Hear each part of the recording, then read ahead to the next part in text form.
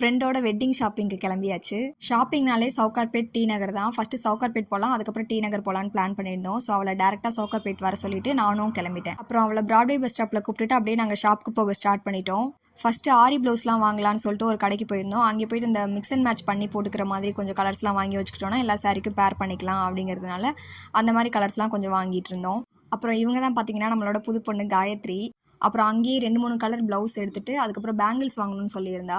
Bangles வாங்குறதுக்கு வந்து இந்த சவுகார்பேட்டில் பார்த்தீங்கன்னா ரோட் சைட்லேயே நிறையா ஷாப்ஸ் இருக்கும், அதுலேயே நிறைய கலெக்ஷன்ஸ் இருக்கும். ஸோ அங்கே போய் பார்க்கலான்னு சொல்லிட்டு நாங்கள் அங்கே பார்த்துட்டு இருந்தோம். ஸோ அங்கே பார்த்து கொஞ்சம் பேங்கிள்ஸ்லாம் வாங்கிட்டு அப்படியே நாங்கள் டி நகர் வந்துட்டோம். அப்புறம் பசி வந்துடுச்சு. ஸோ லஞ்ச் முடிச்சுட்டு மற்ற ஷாப்பிங்லாம் கண்டினியூ பண்ணிக்கலாம் அப்படின்னு சொல்லிட்டு அங்கே பாண்டி பஜாரில் இருக்கிற அஞ்சப்பர் தான் போயிருந்தோம்.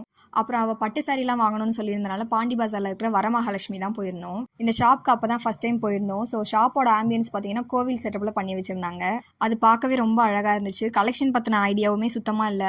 அங்கே போய் பார்த்துக்கலாம், எப்படி இருக்குன்னு பார்த்துட்டு செட் ஆகலைன்னா கிளம்பிடலாம் அப்படின்ற மாதிரி தான் போயிருந்தோம். பட் பார்த்ததுமே நிறையா கலெக்ஷன்ஸ் காம்போ, அந்த கலர் காம்போலாம் இருக்கும் இல்லையா, அதெல்லாம் வந்து டிஃப்ரெண்ட்டாக நல்லா இருந்துச்சு.